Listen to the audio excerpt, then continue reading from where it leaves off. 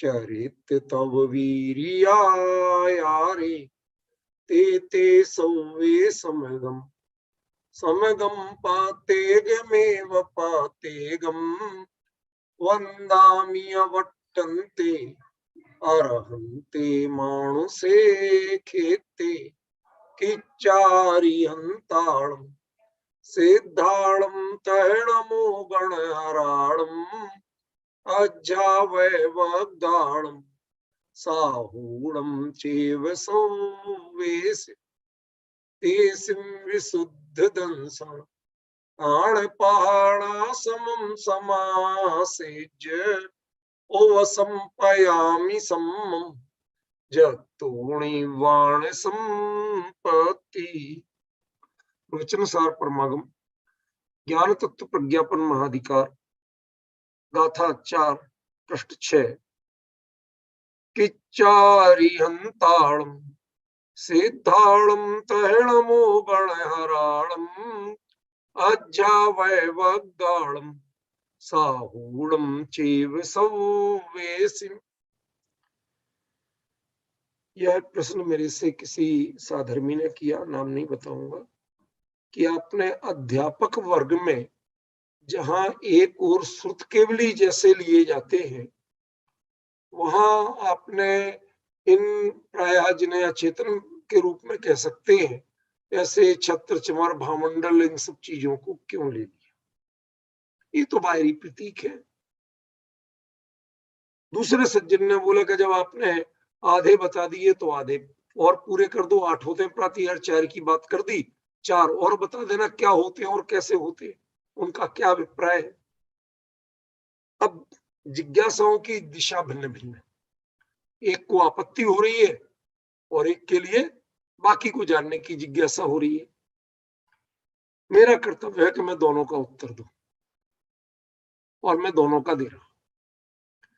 पहले प्रश्न का उत्तर कि अध्यापक वर्ग में जब श्रुत केवली जैसे इस लेवल के महान लिए जाते हैं तो आपने ये साधारण की बात क्यों की, अचेतन आदि की भी बात क्यों की?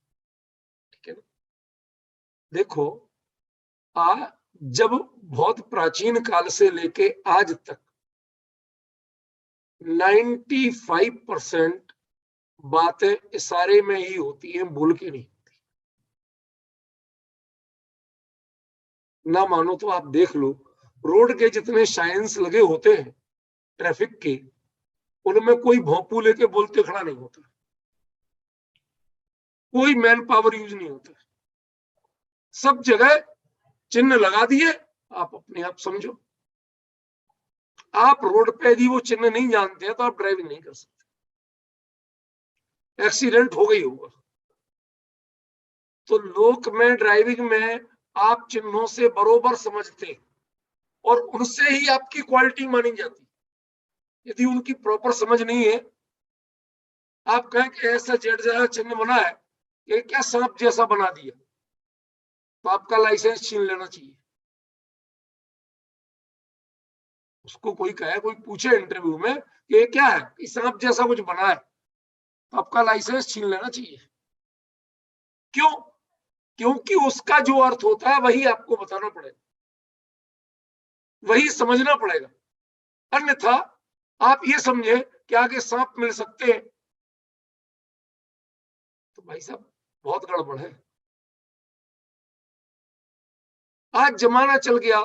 मैं एक दृष्टांत, यहाँ का दृष्टांत ज्यादा नहीं देना है, एक दृष्टांत आप ले लीजिए। आजकल जो आपके सोशल मीडिया ग्रुप पे जो इमोजीज चलती हैं, ये क्या है? इनमें एक संकेत से आप जितना कह देते हैं, आप तो टाइप तक नहीं करते, अच्छा लगा यूं बता दिया। क्यों भाई साहब? अब इसे कोई अंगूठा दिखाना नहीं कहते। दुनिया में तो अंगूठा दिखाना माने हमें नहीं मानना तुम्हारी बात, हम तुम्हें कुछ नहीं देने वाले, लेकिन आप ये अर्थ लेते हैं। आपके देश में अंगूठा दिखाने का अर्थ यही होता कि उसने तो हमें अंगूठा दिखा दिया। क्यों मुकेश जी, होता कि नहीं होता? ये मुहावरा है कि नहीं है? लेकिन इमोजी वाले कभी इसका ही अर्थ लेते हैं? भाई साहब हमारे यहाँ यही चलता है, आप उससे प्रॉपर अर्थ लेते कि नहीं लेते? हाथ जोड़ने का संकेत, उससे आप प्रॉपर अर्थ लेते हैं। हॉस्पिटल में कोई चुप रहने के लिए चिल्ला चिल्ला के माइक पे बोलता है, भाई साहब चुप रहना, हल्ला मत करना, वहां भी एक संकेत बना दिए। मैंने दुनिया में जितनी अकल ली जाती है और बांटी जाती है, वो संकेत से बांटी जाती है और सीखी जाती है, बोल के उतना नहीं किया जाता। घर में जितना हो, तो कभी किसी को, बच्चे को समझाना हो तो अकेली आंख दिखाते। घर में आंख दिखाने का मतलब अलग होता है और डॉक्टर को आंख दिखाने का मतलब अलग होता है। घर में यदि बच्चे को आंख दिखाते मतलब ज्यादा मत बोल, चुप रहे, और डॉक्टर को आंख दिखाना, बोल भैया बोल, क्या दिखा तुझे? कितने अर्थ है। प्रसंग के अनुकूल यदि आप अर्थ नहीं निकालेंगे संकेत का, तो शब्द वह बहुत कमजोर है। संकेत जितने कम समय में, कम श्रम में, और जितना अधिक कह सकते हैं, शब्द बहुत विस्तार करते जाओ पर उसमें समझ में नहीं आ रहा, नहीं मेरा मतलब ये था, उसमें अनेक समस्या है, अनेक विषमवाद, और संकेत में विषमवाद नहीं। वो संकेत जितने बनाए जाते हैं वो आपको समझाने के लिए बनाए जाते हैं, वो आपके अध्यापक हैं, वो आपके गुरु हैं, उनसे आप बाकायदा सीखते हो, समझते हो और उनका अनुकरण करते हो। डिफरेंस क्या है? प्रभावी अध्यापक कौन है? जिसका आप अनुकरण करने को मजबूर हो जाए, वो प्रभावी अध्यापक नहीं है जिसकी एक कान से सुने और दूसरे कान से निकाल। क्लास में बैठते हैं, वो प्रभावी अध्यापक नहीं है, लेकिन जिसकी आप सुन के अपनाने को मजबूर हो, वो प्रभावी अध्यापक है। संकेत आपको खाली बताते नहीं है, वो सिखा देते, वो आपको अपनाने को मजबूर करते हैं, ख्याल में। लेकिन जब इंसान बोलता है, आप कितनी सुनते हो? सभाओं में बोलते रहते, भाइयों शांत शांत, तब भी बातें चलती रहती, कौन सुनता? समझ में? लेकिन एक जरा सा संकेत ऊपर लगा दिया जाए बड़ी स्क्रीन पे, तो और तो संकेत ये अधिक समर्थ शिक्षक है, और ऐसे अध्यापक हैं जिनका अनुकरण किया जाता है, जिनके बारे में मात्र शब्द से नहीं बोला जाता। इसलिए जिनको ये भ्रम है कि संकेतों को अध्यापक नहीं माना जा सकता है, आप अपने जीवन से संकेतों को हटा देंगे भाई साहब, तो ध्यान रखना आपके एक्सीडेंट के अलावा और कुछ नहीं होगा। जीवन दुर्घटनाओं से भर जाएगा, जीवन में संवाद वह तो बहुत कम रह जाएगा। क्यों? क्योंकि बोलने का नाम संवाद नहीं है। संकेत से जो समझा जाए वो बहुत बड़ा संवाद है, समझ गए? और सबसे बड़ी क्वालिटी के संकेत के संवाद को आपको अपनाना होता है, और शब्द के संवाद को आपको सुनना होता है। ये डिफरेंस लिख लेना। संकेत के संवाद को अपनाना होता है। हाँ, कोई व्यक्ति नहीं खड़ा आपको डंडा लेके, तो भी अपनाना होता है। नहीं अपनाओगे तो परेशान हो जाओगे, दुर्घटना हो जाएगी। जबकि शब्द के संवाद को लोग कितना सुनते हैं, सुनाते हो, समझ गए ना? और फिर जब आचार्य ने यहां वर्ग कहा, तो वर्ग माना उसका क्लासिफिकेशन करो, तो सचेतन और अचेतन दोनों वर्ग है, समझ गए ना? उस समूह शरण में ऐसा क्या है जो आपको कुछ ना कुछ नहीं सिखाता? ये वैभव का प्रतीक नहीं है। जो 3 छत्र, 64 चमर, सिंहासन, ये वैभव का प्रतीक नहीं है, ये स्टेटस सिंबल नहीं है। ये आपको वीतरागता बताने के लिए, सिखाने के लिए, वैसे भाव जगाने के लिए है। यदि आप उसके अनुरूप भाव जगाते हो, और वो जो जगा सकता है, जो सिखा सकता है, वह आपका गुरु है, वह आपका अध्यापक है। यदि नहीं हो तो फिर तदाकार स्थापना की ही नहीं जाना चाहिए। वो सजीव नहीं है, वो साक्षात अनंत नहीं है। फिर आप क्यों पढ़ते हो कि साक्षात श्री अनंत के मानो निवन प्रसन्न करो, जिन प्रतिमा जिन सारखी मानो क्यों कहते हो आप? वो जिन तो नहीं है ना, लेकिन आप पूरी महिमा उसी रूप में करते हो, पूरी विनय उसी रूप में करते हो। क्यों? क्योंकि उनकी जो मुद्रा है वह मुद्रा आपको आत्म शांति का, वीतरागता का संदेश दे। तो आप संकेतों का निषेध नहीं कर सकते। आचार्य ने बहुत सुंदर कहे, मैं संक्षेप में उन 4 और प्रातिहार्यों को ले लेता हूं। एक प्रातिहार्य है भक्ति युक्त गणों द्वारा वेष्टित रहना। ये शायद आपने सुना नहीं होगा, किसी मंदिर में रखा नहीं मिलेगा। जो अष्ट प्रातिहार रखे रहते ना, उसमें इसका नाम नहीं होता, कुछ और रखा रहता। भक्ति युक्त गण, गण माने, गण किसको कहते हैं? गण किसको कहते हैं? बाकी सब हैं जन, और जो भगवान की वाणी को ग्रहण करते हैं वो है गण। समझ गए ना? अब चाहे वह सामान्य त्रिंच आदि हो और चाहे गणधर हो, जो भी ग्रहण कर रहा है वो सभी गण है। और जो मात्र सुन रहे हैं, जो देख रहे हैं, जो इधर उधर उपयोग लगा रहे हैं, वो सब है जन। लेकिन इनसे भी ऊपर जो वहां के उनकी मर्यादा को संभालते, जो किसी भी तरह की विपरीत भावनाओं को नहीं आने देते, भगवान के प्रति इतनी भक्ति युक्त है कि वह पूरे परिसर को ऐसे तत्वों से मुक्त रखते हैं कि जो काले झंडे दिखा सके। मतलब वीतराग के सामने राग की बात करना, वीतराग के सामने राग के विकल्प करना, ये काले झंडा दिखाना नहीं है तो क्या? वीतराग के सामने तो भावना भी वीतरागी होनी चाहिए। तो वो पूरे परिसर को, पूरे वातावरण को, पूरी परिस्थितियों को ऐसा ढालते हैं कि आपके मन में जिनेंद्र देव की भक्ति तो जगती है, यद्यपि भक्ति राग है, और उसमें भावना वीतरागता की रहती है, भावना व्यक्तिगत नहीं होती। इसका अंतर समझे आप अमित जी भाई साहब? नहीं समझ, कोई बात नहीं, मैं और अच्छा क्लियर करूंगा। कई बार होता है कि शब्द के संकेत में समझ जाते। क्या कहा मैंने? भक्ति यद्यपि स्वयं राग है, ठीक है, लेकिन वह राग के लिए उत्पन्न नहीं हो रही। वह वीतरागता पाने के लिए, उसमें स्थान वीतरागता का, उसमें स्थान राग करना। जो स्वयं राग है उसमें स्थान किसको है? वीतरागता। वीतरागी को, वह किसी रागी और राग भाव, इसको स्थान उसमें नहीं। और यदि आपके स्थान है तो समझ लेना आप भक्ति युक्त नहीं। समझ गए?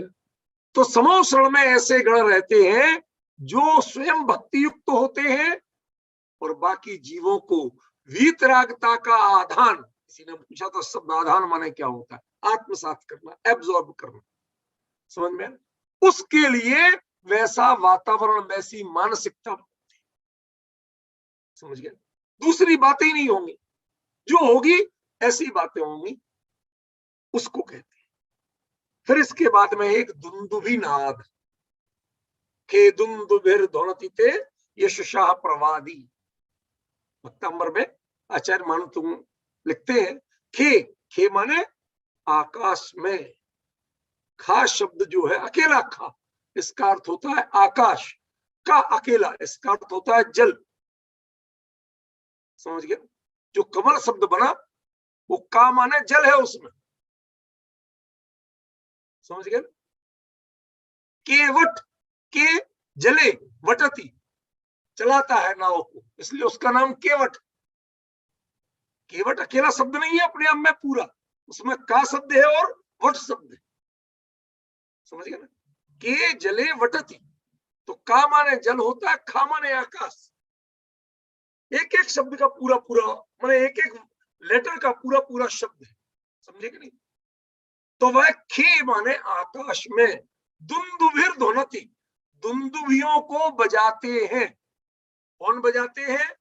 ते यशशाह प्रवादी, जो आपके यशोगान करते हैं। यशोगान किसको कहते हैं?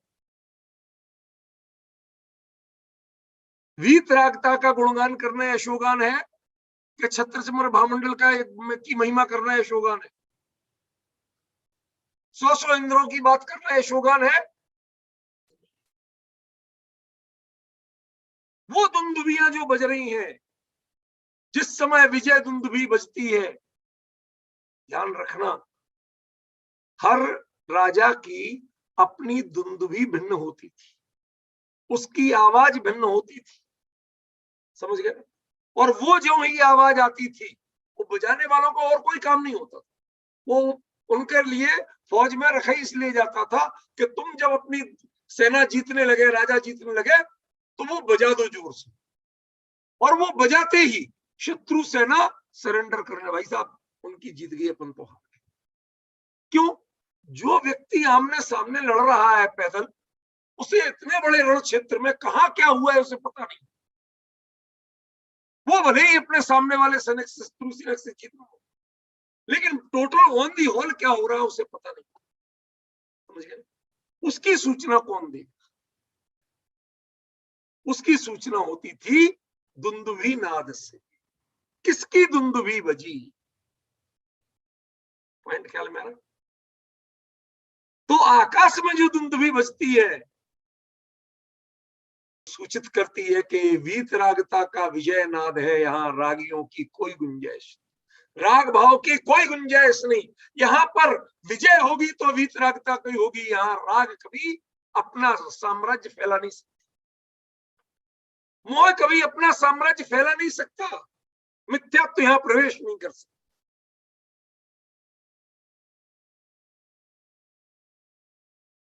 जब हम कहते हैं कि जिन मंदिर जिन समो शरण सब, सच बताइए, यदि आप मंदिर को समो शरण समान मानते हैं, तो ये रागी देवी देवताओं की स्थापना आप कर सकते हैं? आपने यदि अष्ट प्रातिहार विराजमान किए होते, अरे हर कोई नहीं समझता है, इसलिए आजकल एक नई शैली चल गई है, अष्ट प्रातिहारियों की वंदनवार लगा दी। आपके दो ही भिजवाई थी मैंने, समझ में? अष्ट प्रातिहारियों की वंदनवार, उसको देखने मात्र से, यदि जो जानते हैं, जो उसका अर्थ जानते हैं, वो जानते हैं कि यहाँ पर जय गात जय जयकार होगी, विजय होगी तो वीतरागता की होगी, राग भाव की विजय होने वाली। यहाँ चलेगी तो वीतराग की चलेगी, यहाँ राग की चलने वाली नहीं है। और कहीं संसार में कुछ भी होता रहे, लेकिन यहाँ तो रागी भी आएगा तो वीतरागता के गीत गाएगा। मुझे अच्छी तरह ध्यान है, ये सन 78 की बात है। कितने साल हो गए? आप गणित आप लोग लगाते रहो, मेरा काम गणित लगाना नहीं। लगभग 44 साल हो गए ना? गलत तो नहीं कहा? उस समय ललितपुर से सोनगढ़, मैं तो जयपुर से गया था, पर ललितपुर से बहुत सारे भाई सोनगढ़ गए। उसमें एक हमारे बुजुर्ग भी हैं, बहुत इज्जत करता हूं मैं उनकी, लेकिन उनकी मानसिकता दोनों तरफ की थी, स्थिर नहीं थी। कई बार कहते हैं तुम लोग निश्चय निश्चय की बात बहुत करते हो, एकांत की बात बहुत करते हो, थोड़ा बैलेंस किया करो। मतलब उसका विरोध नहीं करते थे सीधे, लेकिन कहते हैं दूसरी बात भी किया। हीरालाल जी खजूरिया उनका नाम था, ठीक है ना? तो वो गए सोनगढ़, रास्ते पर कहते हैं देखो भाई ऐसा है, मैं जा तो रहा हूं, तुम लोग कह रहे, लेकिन एक चीज ध्यान रखना कि एकांत अच्छा नहीं लगता मुझे। दाऊ, उनको दाऊ बोलते थे। चलो तो पहुंचो, पहुंच गए। अब वहां से 20 दिन वो रुके, 20 दिन स्वाध्याय, दोनों टाइम का गुरुदेव का स्वाध्याय, खेमजी भाई की क्लास, रात की चर्चा समाधान सब करें। अब उस माहौल में की मिथ्यात्व की चर्चा ही करने वाला नहीं, कोई विषय ही नहीं चलता था, समझ गए। तो आखिरकार होते होते जब लौट के आए तो ललितपुर में गया, उस समय कहते, बार बार कहते, उनकी अपनी उनके शब्द बता रहा हूं, मारा, उनकी भाषा बता रहा हूं, मेरे शब्द मत समझ रहा हूं। मारा बुढ़ा एम कहे छे, मानते के नहीं, नहीं तो अभी निकाल के बताता हूं। गुरुदेव बगल से शास्त्र से प्रमाण निकाल के बता, अभी निकाल के बताता हूं। अब समझ में आया कि सोनगढ़ वाले बगल में शास्त्र क्यों रखते, ये आगम के अनुसार बोलते हैं, और सारी जिनवाणी में करे खर तो आत्मा की ही गाथा गाई। हमने कहा दाऊ क्या हुआ? कहते जब जब मैं उधर की सोचता हूं, हम लोग कहाँ की चर्चाएं लेके बैठते हैं, वहां वैराग्य का वातावरण, चर्चा में वीतरागता वैराग्य का वातावरण, कोई किसी, कहते इवन भोजन के समय कोई भोजन के मजे नहीं लेना चाहता है। कहते उस समय भी बात करते, अरे जल्दी करो, अब उनको पहुंचना है स्वाध्याय में, जल्दी करो, अपन को चर्चा में पहुंचना है। कोई उस समय भोजन में क्या बना इसकी चर्चा करने को तैयार, कितना मिला इसका कोई ऑब्जेक्शन करने को तैयार नहीं था। उसको बढ़िया दे दिया, हमें कुछ नहीं, क्या करना, तो जड़ की क्रिया अपने करो, निपटाओ, इसका मोह मत करो, हमें तो उस चर्चा। हमने कहा दाऊ इतने चेंज हो गए, तो वहां का वातावरण ही ऐसा था, समझ गए ना। ये मेरी उनकी बड़ी व्यक्तिगत बात थी, जब भी मेरे से उम्र में काफी बड़े हैं, लेकिन मैं उनसे बड़ी आत्मीयतापूर्ण चर्चा करता था, और ललितपुर में जब जब मेरे स्वाध्याय होता था उसमें जरूर बैठते थे नियमित रूप से। तो मैं क्या बताना चाहता हूं, वो विजय गाथा, वो वातावरण, वो गूंजने वाली आवाज, उस आवाज में जहां बारंबार भगवान आत्मा गूंजता हो, उस समय पामरता का विचार, पामरता की कल्पना कोई कैसे कर सकता। ऐसे ही जहां तीन लोक के नाथ वीतरागी तीर्थंकर परमात्मा के यश की दुंदुबियां गूंजती हो, विजय की दुंदुबियां गूंजती हो, वहां किसी के मन में राग का और पराजय का भाव, मोह से हारने का भाव टिक नहीं सकता। वहां जीत होगी तो सिर्फ वीतरागता की होगी, राग की। राग भी यदि राग की स्तुति, रागात्मक स्तुति करेगा, लेकिन उसके स्वर वीतराग के होंगे, राग के स्वर, उसका लक्ष्य वीतरागी होंगे, उसका लक्ष्य रागी नहीं, समझ गए ना। खेदुंदुभिर ध्वनति ते यशसा प्रमाद, आपके यश का प्रमाद करने वाले, वो मुंह से नहीं बोलते हैं, कुछ नहीं करते हैं, आकाश में दुमदुमियां बजाते हैं, वो दसों दिशाओं में लोग जान जाते हैं कि वीतराग की जय जयकार। समझ गए कितना बड़ा डिफरेंस। और एक और है, वो कहते हैं पुष्प वृष्टि, गंधोदबिंद शुभमंद मरुत प्रपाता, दिव्या दिवह पति ते वच श्याम ततिर। इसका अर्थ भी जानते हो? हाँ तो कह रहे अच्छी बात है, पहचान रहे आप, ये अच्छी बात है, यहाँ उसी की बात। उसमें कौन कौन से पुष्पों की बात कही? मंदार सुंदर नमेरु सुपारी जात, संतान कादि कुसुमोत्कर वृष्टि रुद्धा। मंदार, नमेरु, पारिजात, संतान, ये वृक्षों के नाम हैं। ये संतान माने बच्चे नहीं, समझ गए ना। वो कैसे पुष्पों की वृष्टि होती है, उसमें एक पुष्प आपको बता दूं तो आपके मतलब बिल्कुल ही बदल जाए। नमेरु किसे कहते हैं, कभी जाना है?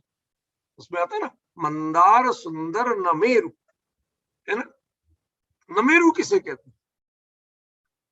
जो हल्का सफेद नीला सा पर्पल से कलर का आंकड़ा होता ना, आंकड़ा, आंख का पौधा, फूल, उसे नमेरू कहते हैं।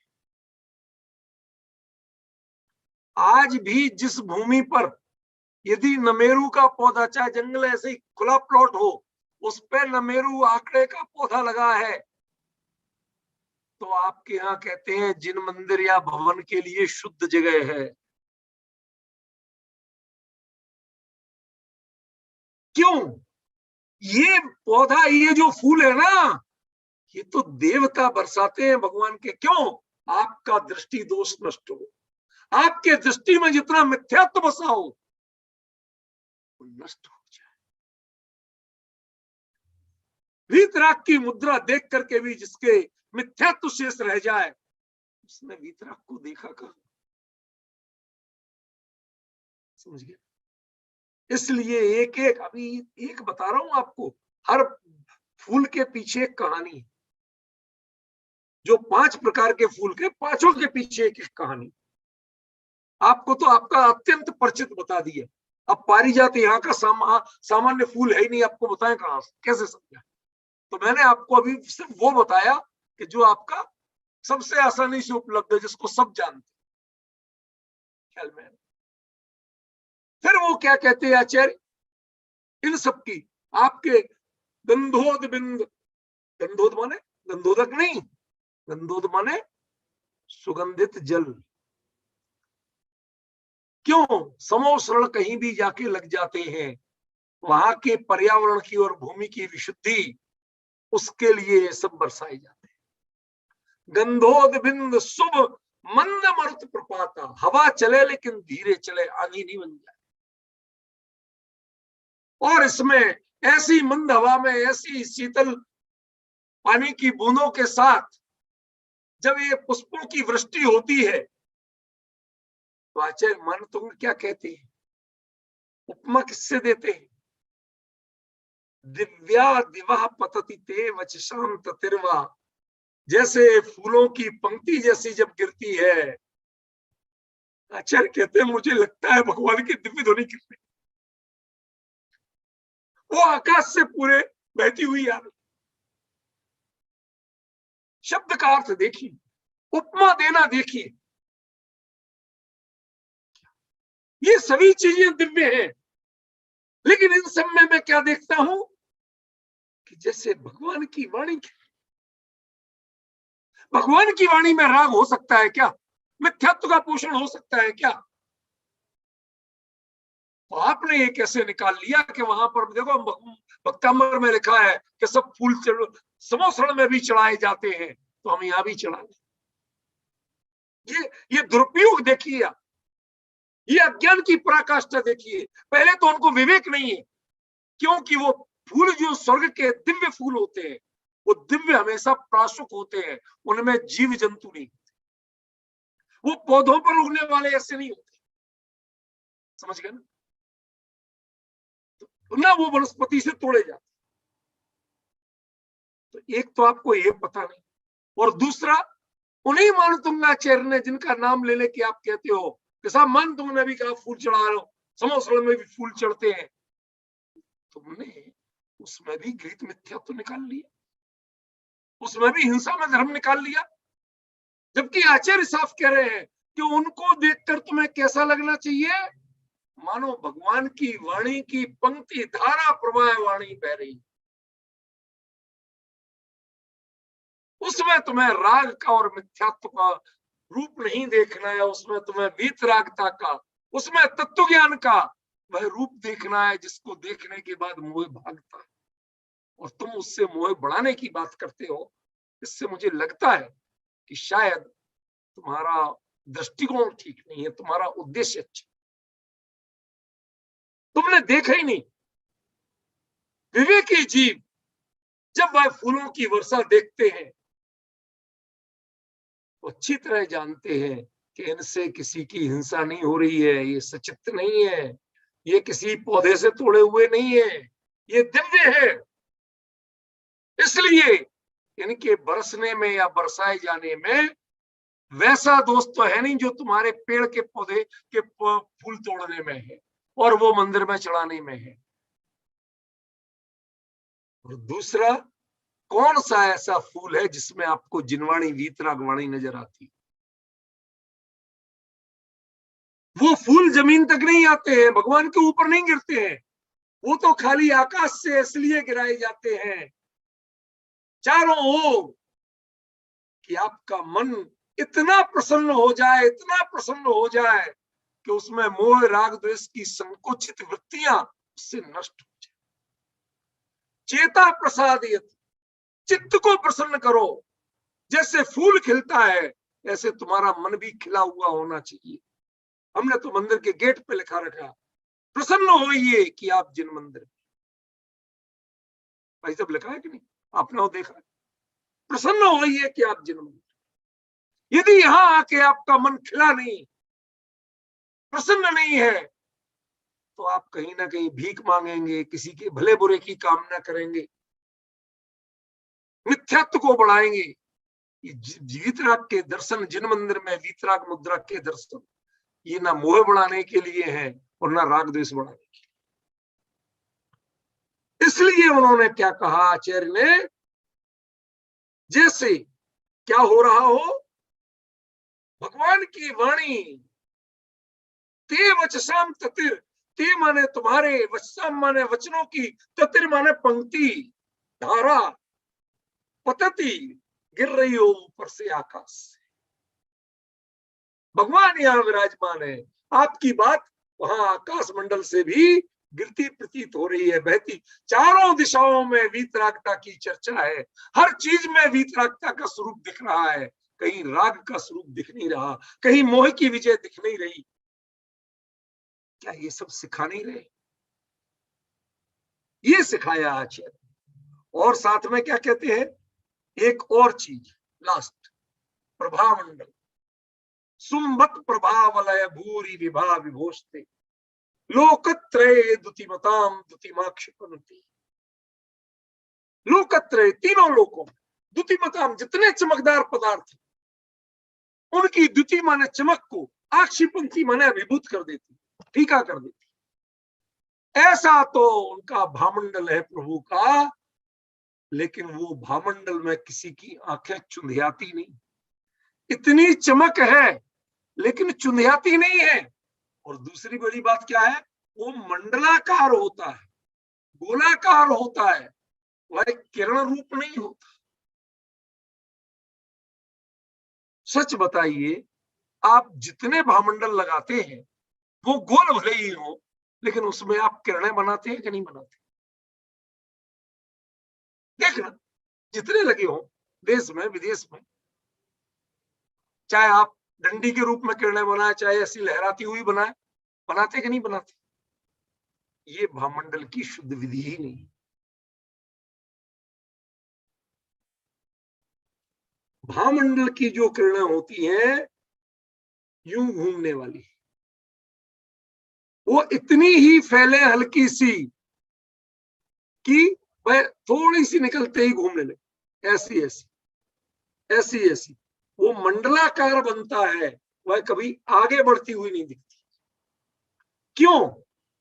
क्योंकि जिसे ज्ञेय लुब्धता होती है, पर पदार्थ का आकर्षण होता है, उसका जो भामंडल है, भामंडल सबके होता है, आपके भी है, दिखता क्यों नहीं है? रूसी वैज्ञानिकों ने सिद्ध करके बताया, दिखाया, पूरा भामंडल के, आप नेट पर अवेलेबल है, पूरा साइंटिफिक रिसर्च हुई। लेकिन वो कहते हैं हमारी जो किरणें, हमारा जो तेजस शरीर है ना, निकलती है, लेकिन चूंकि हमारे अंदर काम क्रोध इतने भरे पड़े हैं, इतने भरे पड़े हैं, लालसाएं इतनी भरी पड़ी है कि उनसे वो इतनी डिस्टर्ब हो जाती है, इतनी डिस्टर्ब हो जाती है, इतनी दब के रह जाती है कि पहले तो बहुत कम निकलती है, निकलती है तो यूं यूं होके कहां गायब हो जाती, पता नहीं चलता। जो परम शांत मुद्रा वाले होते हैं, अपने स्वरूप में शांत शांत शांत, उनका भामंडल अपने आप गोलाकार होने लगता है, मंडलाकार होने लगता है। इसलिए भा मंडल, भा माने चमक और मंडल माने गोला। चाहे प्रभा मंडल कहो, चाहे भामंडल कहो, चाहे आभा मंडल का हो, एक ही अर्थ। समझिए, और उसमें उस चमक में किसी की आंखें चुंधियाती तो नहीं है, लेकिन सबको सावधान मुद्रा मिल जाती है। क्यों? क्योंकि आपको अपना अतीत भी दिखता है और भविष्य भी दिखता है। जिसे नहीं दिखता है, समझ लेना वो या तो अभव्य है या दीर्घ संसारी, क्योंकि भामंडल में अधिकतम 7 भाव दिखते हैं, 3 अतीत के, भूतकाल के, और 3 जो अगले 3 भावों में मोक्ष जाने वाला है, उसको ही अपनी झलक दिखती है। उसमें जो 3 भावों में मोक्ष नहीं जाने वाला, उसको झलक नहीं दिखती है। कल्पना कर सकते हो क्या कह रहे हैं? हनी आवाज नहीं आ रही, हनी आवाज नहीं आ रही, अब वीडियो खोल दे। समझ रहे हो कुछ अमित जी भाई साहब क्या कह रहे हूं मैं?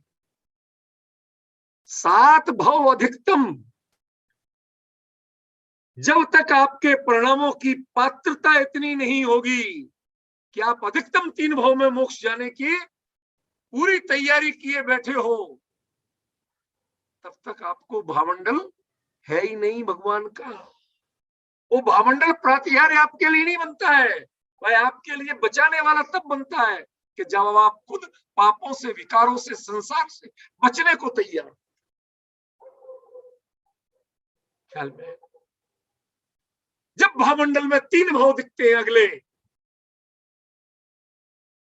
शांत शांत पूरा धैर्य मिल जाता है। संसार का अंत आ गया, प्रभु के चरणों में आए और आपके भव का अंत दिख जाए, भाई साहब इससे बड़ी लॉटरी कोई और होगी? इससे बड़ी शिक्षा कोई और होगी?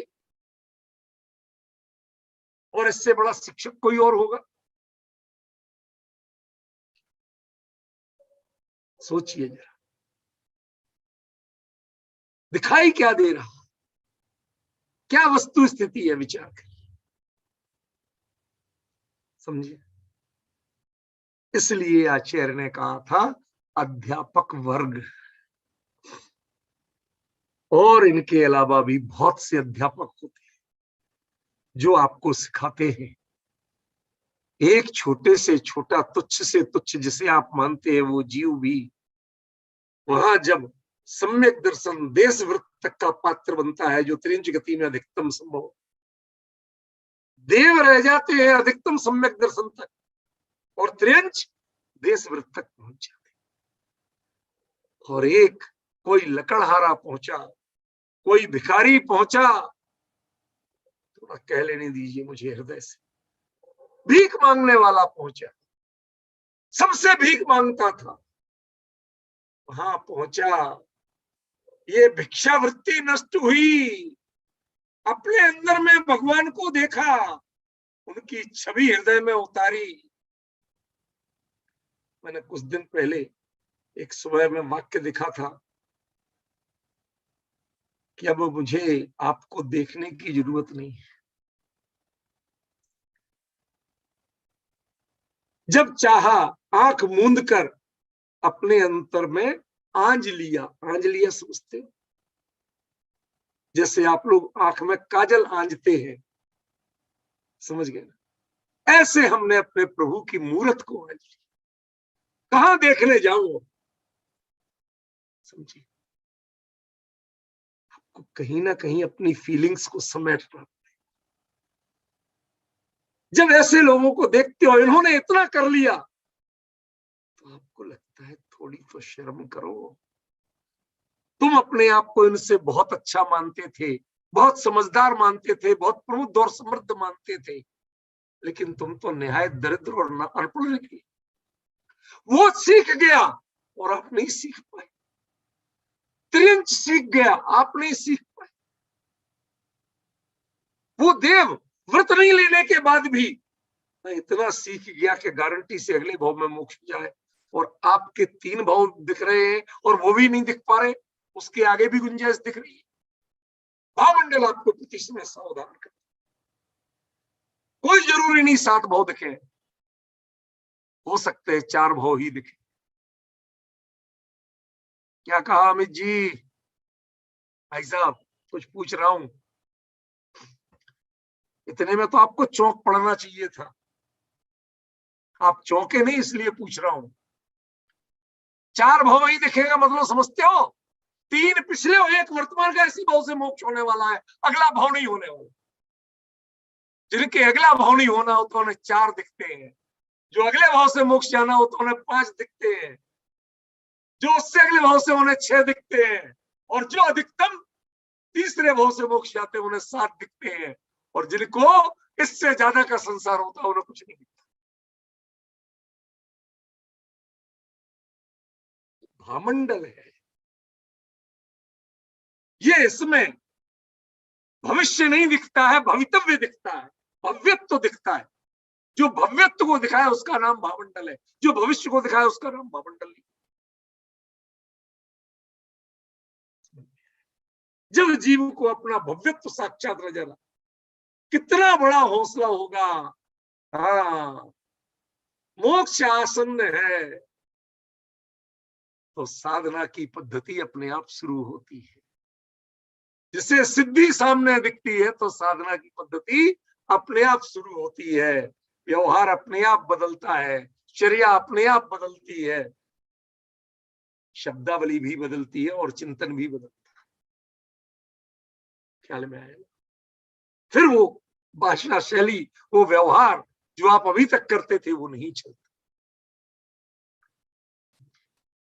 ये है प्रातिहारियों से शिक्षा लेना, ये है वहां के एक एक जीव से शिक्षा लेना, वहां का पूरा वातावरण।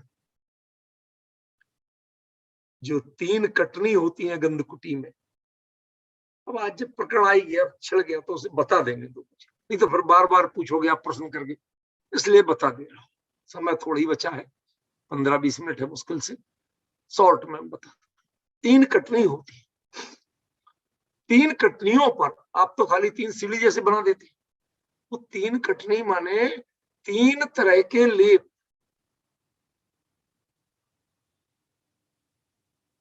पहली पर केसर, दूसरी पर चंदन और तीसरी पर कर्पूर। केसर किसका प्रतीक है? आज तक आप लोगों से इन पदार्थों के बारे में चर्चा नहीं की है, इसलिए बता रहा हूं। केसर किसका प्रतीक है? फ्रेग्रेंस कितनी अच्छा किसी में हो सकता है, लेकिन मैं अपने प्रत्यक्ष अनुभव की बात बता रहा हूं, आप लोगों की नहीं। हमारे यहां मंदिर में सुबह सुबह चंदन केसर पिसती है, लेकिन मैं अपनी कमजोरियां बता रहा हूं, अच्छाई नहीं। जिस दिन जितने शांत परिणाम होते हैं उस दिन चंदन और के वही है, रोज कोई नई नहीं आती। उनकी गंध से मन एकदम ऐसा आह्लादित होता है कि आज कितनी, मैं कहता हूं भाई साहब आज बड़ी तेजी खुशबू आ रही है इसकी, उनसे उतना ही कह के रह जाता हूं। फिर मैं अपना एनालिसिस करता हूं कि आज आपके परिणामों की जाति कहां है। ये वो भीनी गंध है, ये वो मंगल वर्ण है, जो रंग जब चढ़ता है तो वह अपने रंग में जो दिखता है उससे हमेशा भिन्न ही आता है। नहीं है ऐसा, केसर गहरी लाल दिखती है, लेकिन केसर का रंग हमेशा पीला केसरिया आता है, उस लाल से हल्का होता है, नैनाभिराम होता है। और ध्यान रखना, ये केसर का पीत वर्ण जो है, पीला रंग जो है, यह हमेशा अरहंत परमात्मा का प्रतीक है। समझ में?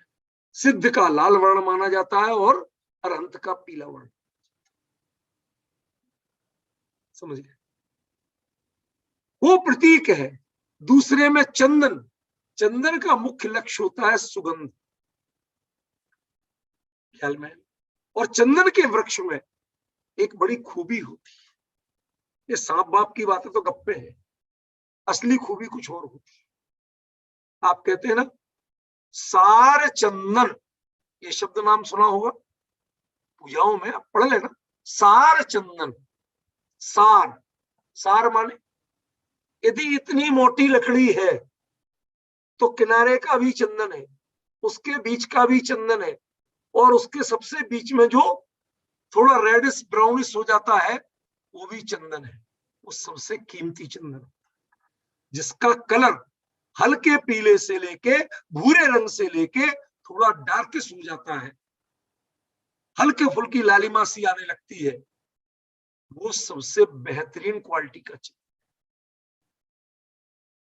जिसने बाहर के सारे छिलके उतार दिए हैं तब वह अंदर का रूप प्रकट होता है।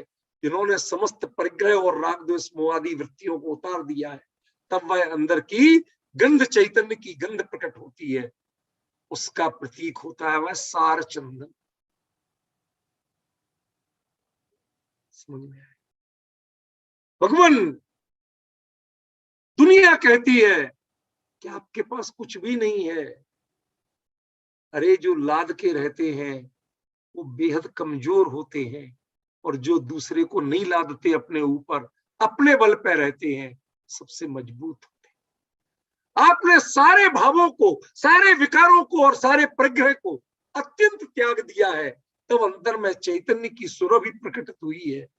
इसलिए दूसरे उस पर चंदन लगाते हैं और तीसरे पर कर्पूर। क्यों?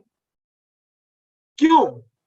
क्योंकि कर्पूर जहां लगता है वहां उसकी गंध तो एहसास देती है, उसकी शीतलता तो एहसास देती है, लेकिन ढूंढे वह नहीं मिलता।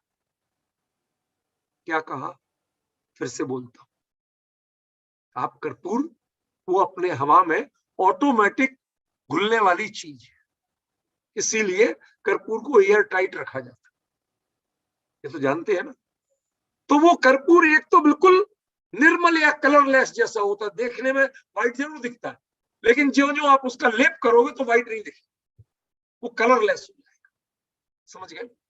दूसरा, वो ज्यो ज्यो लेप करोगे, उस जगह को छुओगे तो शीतलता लगेगी, उसको पास जाओगे तो उसकी गंध भी लगेगी, लेकिन उसका अस्तित्व ढूंढने जाओगे तो न रंग मिलेगा न स्पर्श।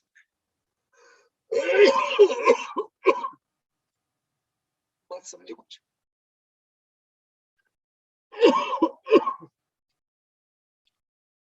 ये कर्पूर की खूबी है। इसलिए ये तीन लेवल, एक में कलर की प्रधानता, दूसरे में कलर थोड़ा गौण हो जाता है, कमजोर हो जाता है, लेकिन अंतरंगता की, बाहरी चीजें हटाए अंतरंगता की प्रधानता, और तीसरे में आप स्पर्श करते दे रह जाओ, एहसास मिलेगा, वस्तु नहीं मिलेगी। मतलब समझिए, आपके निर्वाण क्षेत्र और क्या है? जब वहां के चरण चिन्हों पर आप स्पर्श करते हो, रोमांचित होते हो, सिद्धों का एहसास मिलता है, वस्तु मिलती है, सिद्ध मिलते हैं। समझे? जब आप उस संवेदन से भगवान का रूप एहसास करने लग जाए, इसका प्रतीक होता है तीसरे में कर्पूर। इन भावों से इंद्र स्वयं लेपता है, पहले पे केसर, दूसरे पे चंद्र और तीसरे पे कर्पूर। उसके ऊपर फिर वह सिंहासन, भव्य कमल और सिंहासन होता है, जहां जिसके भी चार अंगुल ऊपर भगवान विराजमान होते हैं। इस समोसरण की एक एक चीज की आपको कुछ कह नहीं रही, कुछ सिखा नहीं रही। अरे आप तो जो चावल चढ़ाते हैं वो भी आपको सिखा रहे हैं कि प्रभु आप अजन्मा अवस्था को प्राप्त हुए हो, तो हमने सामग्री भी अजन्मा लाए हैं, जो उग सकती है ऐसी सामग्री नहीं। अन्य मतियों में धान चढ़ाई जाती है, आपके यहाँ चावल चढ़ाई, क्योंकि धान उग सकती है, वो बीज होती है, लेकिन चावल वह अज होता है, अजन्मा होता है, वह उग नहीं सकता।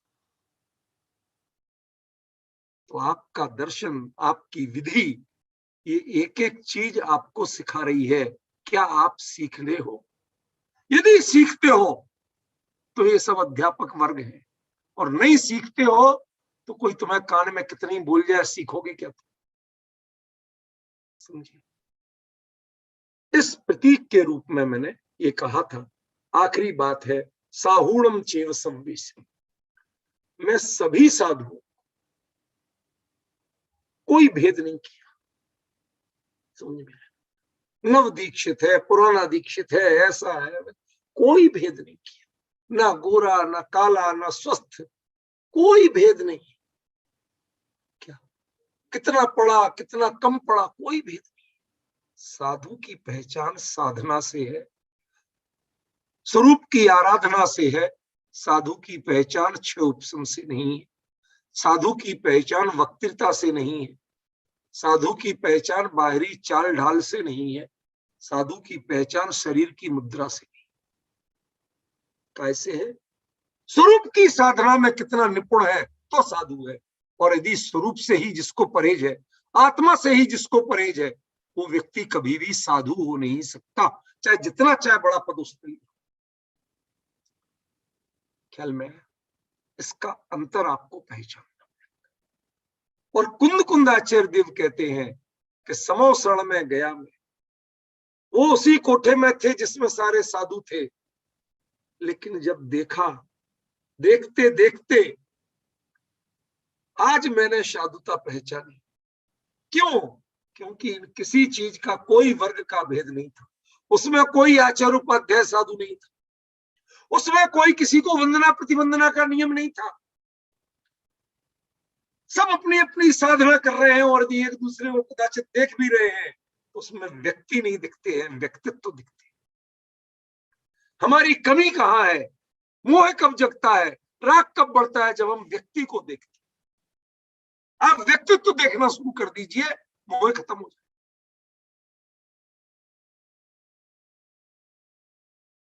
वहां पर प्रत्येक साधु में वो साधना की मूर्ति, जिसके ऊपर आप एक सेकंड, कुंद कुंद को बड़ा अपने आप पर खेद हो रहा था कि ये अभी आया, अभी दीक्षा ली, अभी के अभी श्रेणी मार के और केवली होके सिद्ध भी हो गए। तब लगता है कि हम कितने पिछड़े हुए हैं। तब लगता है कि हम बाकी में पंचम काल कलिकाल से आए हैं कहीं से। तब इन सब चीजों का खेद लगता है कि हमारे परिणामों की जाति और इधर के परिणामों की जाति क्या है, पुरुषार्थ की जाति क्या होती है। उस पर जब उन्होंने फोकस किया तो उसके बाद उन्होंने कहा, भैया यहाँ अब मैं किसी को देखना नहीं चाहता, किसी को भेद, सभी के लिए नमस्कार है। क्यों? क्योंकि मेरे अलावा यहाँ जितने बैठे हैं ये सब इस भाव से मोक्ष जा सकते हैं, लेकिन फिलहाल मेरे लिए अभी इतना पासपोर्ट नहीं मिला, वीजा नहीं मिला कि मैं इस भाव से जा सकता। इसलिए मैं उन सभी को, ये भावना देखिए आप आचार्य की, कितनी विनम्रता, कितनी सहजता, कितनी गुणग्राहक। हमारे यहाँ तो कह दो आचार्य कह दो किसी को तो वो साधु का नमस्कार करने तैयार नहीं। साधु से नमस्कार करें, मैं क्यों करूंगा, मैं तो आचार्य हूं। समझ गए? यहाँ पद प्रधान होते हैं और वहां साधना प्रधान होती है। इसीलिए मैंने कहा था, सिद्धि साधना से मिलती है, सिद्धि पदों से नहीं मिलती। नियमसार की चर्चा वही सब कल आया था ना, सिद्धि साधना से मिलती है। नियमसार जब तक पूरा होगा उसमें ये प्रयोग चलता रहेगा और आप खुद देखेंगे आचार्य लिखेंगे। ख्याल में उसको भी मैं आगे नहीं पढ़ रहा हूं, मैं आपके साथ ही पढ़ता हूं, क्योंकि दिन भर मेरे तो लिखने पढ़ने दुनिया भर के काम होते हैं, इन्वेस्टिगेशन चलता रहता है, मुझे कोई काम नहीं गिनाना, उतने ही मैं पढ़ पाता हूं। लेकिन मुझे पूरा विश्वास है कि जो शब्द आचार्य के मेरे मुंह से निकलते हैं वो आचार्य के ही शब्द हैं और आचार्य उनको आगे लिख के देते हैं। वो सब बातें आगे अपने आप आती हैं, मैं उनके दृष्टिकोण को पकड़ के चलता हूं। शब्द अपने आप बनते हैं, मैं शब्दों का वक्ता नहीं। ख्याल में थोड़ा सा विचार करो, किस तरह से आचार्य देव ने सभी साधुओं को नमस्कार किया। इस संवेशम में गुरुदेव इसके लिए और बदलते थे, क्या कहते थे, त्रिकालवर्ती सर्व साधुओं को नमस्कार, त्रिकालवर्ती अरहंतों को नमस्कार। कभी इसका भाव समझ सके शांति भाई, आप समझ सके? जो शुद्ध आत्म दृष्टि वाला नहीं हो वो कभी त्रिकालवर्ती को नमस्कार नहीं कर सकता। आप रावण को नमस्कार करोगे? करोगे? कई भविष्य के सिद्ध निगोद में है, नमस्कार करोगे? शुद्धात्म दृष्टि जिसके है उसको तो कोई अंतर ही नहीं है, वो कर सकता है। पर्याय दृष्टि वाला तो 3 काल में नहीं कर सकता। और जो वर्तमान में अरहंत है उनको भी यदि पर्याय दृष्टि से नमस्कार करोगे तो उनका असली स्वरूप तुम्हें समझ में नहीं आएगा, तुम्हें सिर्फ बाहरी महिमा समझ में आएगी, बाहरी गिनतियां समझ में आएंगी, असली चीज नहीं पकड़ पाओगे। ये जो मूल तत्व है जिन वाणी का, ज्ञानियों की वाणी का जो असली मर्म है वो हमें गुरुदेव ने पकड़ाया भैया, किसी ने नहीं पकड़ाया। वो शुद्धात्म दृष्टि उन्होंने सिखाई। इसलिए कोई हमें बार बार गीत गा के उनका अपना कोई सर्टिफिकेट नहीं चाहिए, लेकिन यदि हम गीत गाते हैं तो उसके पीछे कारण है।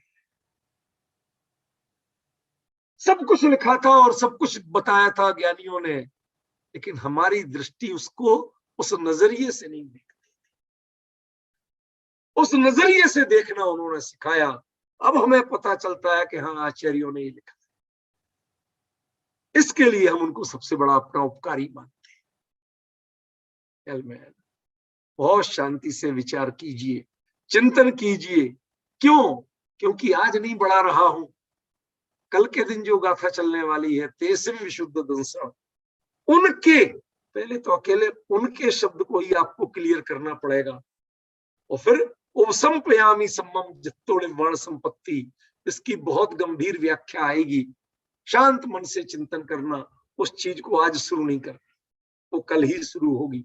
आज तक तो यहीं तक विचार कीजिए कि अध्यापक वर्ग कौन कौन सिखा सकता है। यदि आप किसी से सीखते नहीं हो, इसका मतलब आपकी कमजोरी है। समझ में? दुनिया में जिसको आप अशुभ मानते हो वो आपको सिखा रहा है बहुत कुछ। काला रंग अशुभ होता है कि नहीं होता? बताइए, होता है ना? तो डिठोना क्यों लगाते हैं? बच्चों को लगा देते हैं ना डिठोना, क्यों लगाते हैं? आंख में काजल क्यों लगाते हैं?